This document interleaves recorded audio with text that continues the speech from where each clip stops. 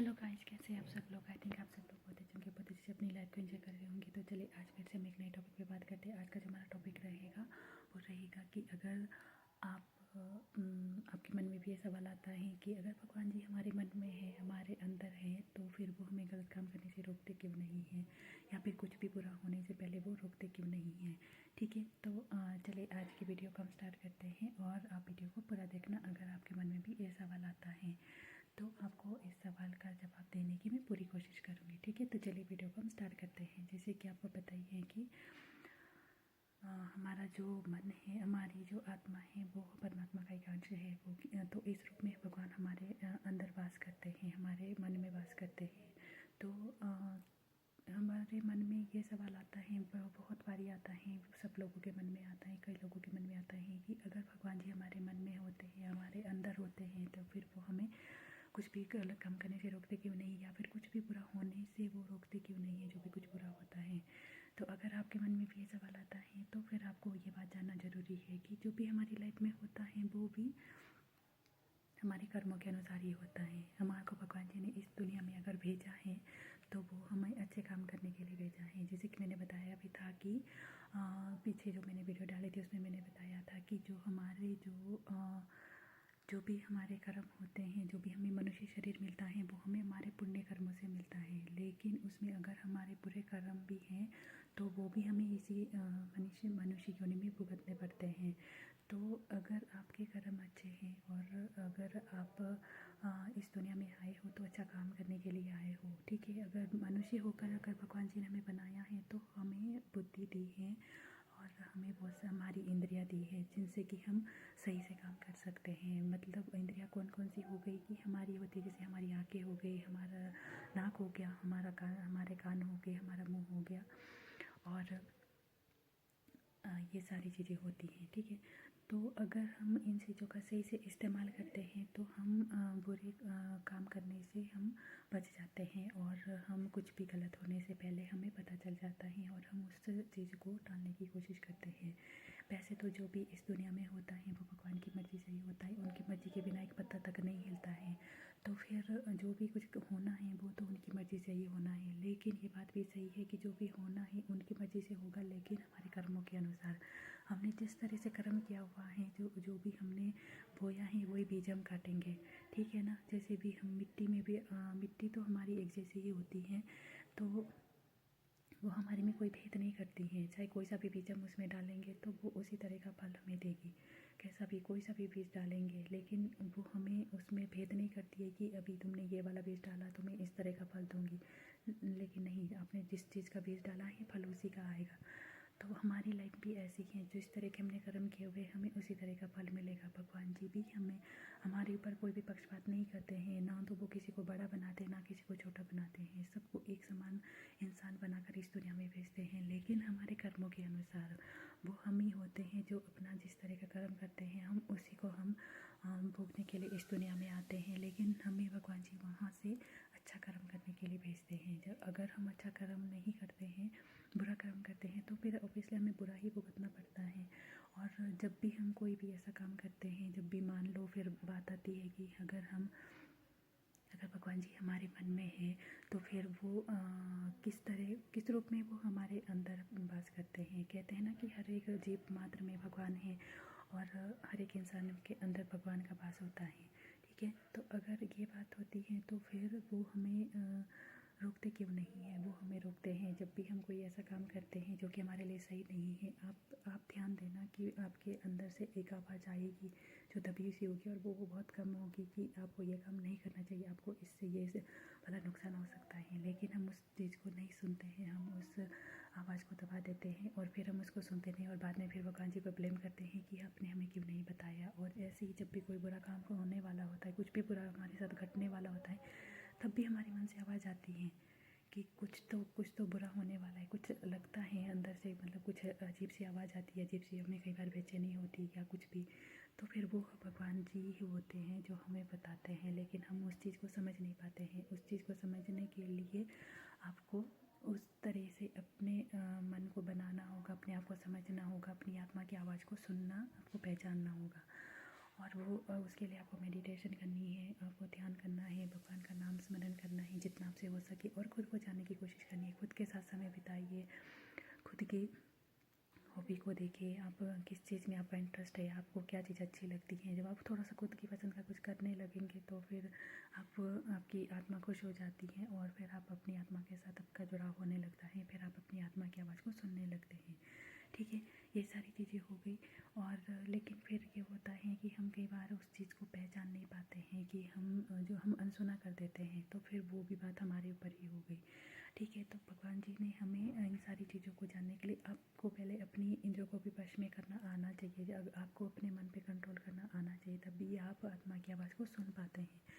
अगर आप अपने मन के अनुसार चल रहे हैं, मन जो होता है वो बहुत ज़्यादा चंचल होता है, वो हमें कहीं भी लेके जा सकता है, और कोई भी काम करने के लिए हमें प्रेरित कर सकता है। कोई बुरा काम भी, अगर कोई भी हमें कोई चीज़ दिख रही है, मान लो हमें कहीं पे कोई अच्छी चीज़ दिख रही है लेकिन वो हमारी नहीं है और ना वो हमारी हो सकती है, लेकिन फिर भी हमारा मन उसके लिए ललचा रहा है, क्योंकि मन चंचल होता है, वो बहुत ज़्यादा अच्छी चीज़, मतलब ऐसी चीज़ों के पीछे भागता है जो कि हमारी नहीं है। तो अगर हम वहाँ पे वो काम कर लेते हैं तो फिर इसमें किसकी गलती हुई? हमारी खुद के मन की, क्योंकि हमारा खुद का अपने मन पे कंट्रोल नहीं है। अगर आप अपने मन को वश में कर लेते हो तो फिर आप अपनी आत्मा को जान सकते हो और अपनी आत्मा की आवाज़ को सुन भी सकते हो, और बहुत सारी चीज़ें जो हैं वो गलत नहीं होंगी। बहुत सारी चीज़ें आप गलत होने से रोक सकते हैं। और दूसरी बात ये है कि आपको अपनी इंद्रियों को वश में करना है, आपको खुद पे कंट्रोल करना आना चाहिए।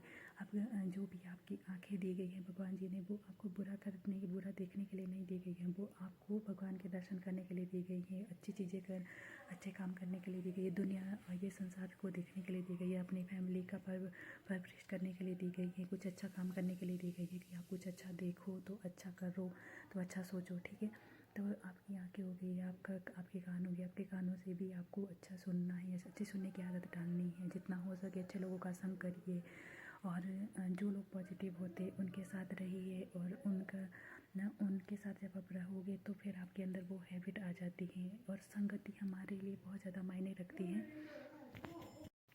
संगत जो है हमारे लिए बहुत ज़्यादा मायने रखती है। आप जिस तरह की संगत करते हो उसी तरह का आपका बिहेव हो जाता है। इसलिए आप उन ऐसे लोगों के साथ रहिए जो लोग अपनी लाइफ में सक्सेसफुल हो गए हैं, जिन्होंने कुछ करके दिखाया है, जो लोग अच्छी सोच रखते हैं, जो लोग सही रास्ते पर चलते हैं, ऐसे लोगों का आपको साथ करना चाहिए। वो भी आपके लिए बहुत ज़्यादा इम्पोर्टेंट रहता है। उससे भी आपका जो बिहेवियर है वो अच्छा हो जाएगा, और आप खुद पे कंट्रोल कर पाते हो। खुद पे कंट्रोल करना बहुत ज़्यादा ज़रूरी है, अपनी इच्छा को कंट्रोल करना बहुत ज़्यादा ज़रूरी है। तभी आप अपनी आत्मा की आवाज़ को सुन सकते हैं, तभी आप परमात्मा से जुड़ सकते हैं। और अगर आप बुरे लोगों का साथ करते हो तो आपकी आदतें वैसी बन जाती हैं। मतलब आप इस बात को बिल्कुल अच्छे से नोटिस करना कि अगर आप बुरे लोगों के साथ रहते हो तो आपका बिहेव एकदम वैसा ही हो जाता है, और आप जहाँ पे रहते हैं वहाँ का माहौल कैसा है, वहाँ का वातावरण भी आपके लिए बहुत ज़्यादा मायने रखता है, क्योंकि आप पे भी उसका असर पड़ता है और आपके बच्चों पर भी असर पड़ता है। जिनके हम साथ रहते हैं उनका हम पे बहुत ज़्यादा असर पड़ता है। तो इस बात को आपको बहुत ज़्यादा ध्यान रखना है कि आप कैसे लोगों के साथ रह रहे हैं, आप कैसे लोगों के साथ उठते बैठते हैं। आपको अच्छे लोगों का संग करना चाहिए, अच्छे लोगों के साथ रहना चाहिए जितना हो सकता है। आपसे अच्छे लोगों के साथ उठिए बैठिए, उनकी आदतें देखिए, वो किस तरह से भी अपना जो है लाइफ को चलाते हैं, किस तरह से वो अपनी लाइफ को जीते हैं, किस तरह से उनकी जो दिनचर्या है वो चलती है कि मतलब कहते हैं सब लोग कि हर इंसान के अंदर भगवान होते हैं। हमें हर एक जीव मात्र में भगवान को देखना चाहिए। जो विद्वान लोग करते हैं वो हमें यही बातें सिखाते हैं कि हर एक जीव मात्र में भगवान का अंश होता है। भगवान अगर हमें कहीं ढूंढना है तो वो हमारे अंदर ही है। अगर भगवान हमारे अंदर है तो फिर हम कैसे पता करें कि भगवान हमारे अंदर है? भगवान जो है हमारे अंदर है वो, और किस रूप में है वो? तो भगवान हमारे अंदर जो है वो आत्मा के रूप में होते हैं। हमारी जो आत्मा होती है वो परमात्मा का ही अंश होता है, और जो हमारी आत्मा है वो एक ज्योति स्वरूप होती है, और परमात्मा भी ऐसे ही सब हर एक जीव के अंदर एक ज्योति स्वरूप में होते हैं। ऐसे तो परमात्मा बहुत ज़्यादा मतलब उनका कोई बहुत ज़्यादा बड़ा आकार होता है उनका, कि जिसको हम देख नहीं पाते हैं अपनी इन आँखों से, तो हम उनको बिल्कुल नहीं देख सकते हैं। उनको देखने के लिए हमारे पास दूसरी आँखें होनी चाहिए, जिसको कि हम दिव्य दृष्टि बोलते हैं, तब जाके हम उनको देख सकते हैं। ऐसी हम जो हमारी नॉर्मल आँखें, उन आँखों से तो हम उनको थोड़ा सा भी देख नहीं सकते हैं। हम तो यहाँ पे सूरज जो हमारे सामने होते हैं, चाँद या सूरज होते हैं, उनको भी हम अपनी इन आँखों से सीधे सीधे नहीं देख सकते, तो हम भगवान को कैसे देख सकते हैं? वो तो फिर बहुत ज़्यादा शक्तिशाली होते हैं, बहुत ज़्यादा पावरफुल होते हैं।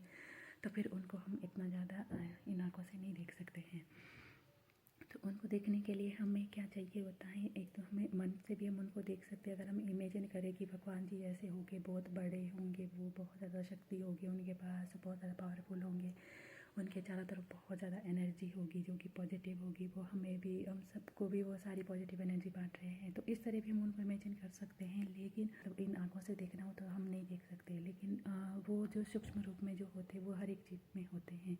जितने भी लोग होते हैं, जितने भी इंसान होते, उन सब में जो है भगवान जी का वास होता है। तो फिर जब भगवान, सवाल ये होता है, सबके मन में ये सवाल आता होगा, मेरे मन में भी आता था कि अगर भगवान सब में हैं तो फिर वो हमें रोकते क्यों नहीं है? क्योंकि जब हमें ज्ञान नहीं होता इन चीज़ों का, तब हम इन सारी चीज़ों के बारे में ऐसा सोचते हैं। कई बार होता ना कि हमें, मतलब बचपन से हमें इन सारी चीज़ों का इतना ज्ञान नहीं होता, किसी को भी नहीं होता है। जब हम इन सारी चीज़ों को हम तभी सीख सकते हैं जब हम इनके बारे में जानना चाहें, जब हमारे मन में इच्छा होती है कि हम इन चीज़ों को जानना चाहें। भगवान की जब हम पे विशेष कृपा होती है तभी हम उनके बारे में जान सकते हैं, नहीं तो हम ऐसे उनके बारे में नहीं जान सकते हैं। क्योंकि भगवान की महिमा जो है हर कोई नहीं जान सकता है, और उनकी महिमा का बखान हर कोई नहीं कर सकता है। जिस पे उनकी विशेष कृपा होती है, जिनके अच्छे कर्म होते हैं, वो लोग ही भगवान के दर्शन करते हैं, भगवान के पूजा पाठ करते हैं, और उनके नाम का कीर्तन, गुणगान, ये सब करते हैं। कुछ लोग ऐसे भी देखे हुए हैं जो कि भगवान के नाम से डर जाते हैं, अपने देवी देवताओं तक के पास वो जाने से डरते हैं। वो लोग एक पानी का जो लोटा होता है वो भी भगवान जी को, मतलब सूर्य को नहीं चढ़ा सकते हैं, इतने ज़्यादा ऐसे लोग होते हैं। तो कहीं ना कहीं उनके बॉडी में कुछ नेगेटिव इफ़ेक्ट रहा होगा जिसकी वजह से वो ऐसा बिहेव करते हैं। लेकिन वैसे तो सब लोग भगवान की भक्ति करते हैं, पूजा पाठ करते हैं, ये सब में है। अगर हम अपने मन की आवाज़ भी नहीं सुन सकते हैं तो फिर भगवान जी जो हैं वो पहले तो सवाल ये उठता है कि भगवान अगर हमारे अंदर है तो वो किस रूप में है? तो भगवान जो हमारे अंदर होते हैं वो आत्मा के रूप में होते हैं, और जो आत्मा है, जो हमारी आत्मा है, वो परमात्मा का ही अंश है। और जो आत्मा है हमारी, हमारे ही बॉडी में रहती है, हमारे शरीर में रहती है, और जब हमारी मृत्यु होती है तब वो आत्मा इस शरीर को त्याग कर सूक्ष्म शरीर में चली जाती है, और उसी शरीर में वो मृत्यु लोक में मतलब वहाँ पे यमलोक जाती है। ठीक है, तो ये सारी बातें हो गई। तो अगर भगवान हमारे अंदर होते हैं तो फिर वो हमें क्यों नहीं समझाते, मतलब हमें बताते क्यों नहीं, गलत काम करने से रोकते क्यों नहीं है? उनको सब पता है तो वो क्यों नहीं रोकते हैं? यही सारी चीज़ें होती है जो हमें समझनी होती है। अगर भगवान सारा काम वो करेंगे तो फिर हम क्या करेंगे? हमें इस दुनिया में किस लिए भेजा हुआ है? हमें इंसान के रूप में किस लिए भेजा हुआ है? हमारे पास बुद्धि है, हमारे पास विवेक है, हमारी अंदर की जो आत्मा है, जब भी हम कोई काम करते हैं तो हमें अंदर से आवाज़ आती है, लेकिन हम उसको सुन नहीं पाते हैं। हम उस आत्मा की आवाज़ को बिल्कुल नहीं सुन पाते हैं, क्योंकि हम या तो हम उसको अनसुना कर देते हैं, या फिर हमें इतनी जागृति नहीं होती कि हम अपनी आत्मा की आवाज़ को सुन पाएँ। और दूसरी बात ये है कि जब भी अगर हम खुद भी, मतलब कई बार होता है कि बहुत ज़्यादा ज्ञानी ध्यानी भी इस मतलब अपनी आत्मा की आवाज़ को सुन नहीं पाते, या तो वो सुन तो पाते हैं लेकिन वो उसको मानना नहीं चाहते। आप रावण की बात ले लीजिए, रावण कितने ज्ञानी ध्यानी थे, मतलब वैसे वो राक्षस थे लेकिन ज्ञान उनके पास बहुत ज़्यादा था। वो एक महान पंडित थे, राक्षस वो बाद में बने, पहले वो शिव भक्त थे। इतनी ज़्यादा भक्ति करी उन्होंने, कितने ज़्यादा महान भक्त थे वो, बहुत सारी पावर थी उनके पास। लेकिन फिर भी जब उनका जब बुरा टाइम आया, उनकी परीक्षा की घड़ी आई, वो भी सही समय पे सही चुनाव नहीं कर पाए। तो ये सारी चीज़ें होती हैं, जब जो होना होता है वो उस टाइम होके रहता है। और अगर हम उनको भी उनके भाई ने समझाया, या विभीषण ने समझाया, उनको लात मार के भगा दिया। जब बुद्धि जब होती, बोलते ना विनाश काले विपरीत होती, जब विनाश आना होता है तब हमारी विपरीत बुद्धि हो जाती है। तो ये सारी चीज़ें होती है। आपको अपनी इंद्रियों को भी वश में करना है, अपनी इच्छाओं को पे आपका कंट्रोल होना चाहिए। जब आप अपनी इच्छाओं को थोड़ा सा कंट्रोल करके चलते हो, ऐसा नहीं, मैं ऐसा बिल्कुल नहीं कह रही हूँ कि आपको सपने नहीं देखने, आपको सपने देखने हैं, और बहुत बड़े बड़े सपने देखने हैं, और उनको पूरा करने के लिए आपको चीज़ों से मेहनत भी करनी है। रात दिन एक करिए, खून पसीना एक करिए, और खून पसीना बहाइए, और तब जाके आप अपनी कड़ी मेहनत करिए, और फिर आप अपने सपनों को पूरा करने के लिए अपनी जी जान लगा दीजिए। आप खूब सारी मेहनत करिए, तभी तो आप कुछ अच्छा कर पाएंगे। लेकिन इसका मतलब ये नहीं है कि आपको कुछ करना नहीं। आज की वीडियो में मैं सिर्फ इतना ही कहूँगी। अगर आपको मेरी वीडियो थोड़ी भी अच्छी लगी तो प्लीज़ लाइक कर देना, शेयर कर देना और कमेंट भी कर देना और मेरे चैनल को सब्सक्राइब भी कर देना। जिन्होंने मेरे चैनल को सब्सक्राइब किया हुआ उनको दिल से थैंक यू। आप हमेशा हैप्पी रहिए और आगे बढ़ते रहिए और अपनी लाइफ अच्छी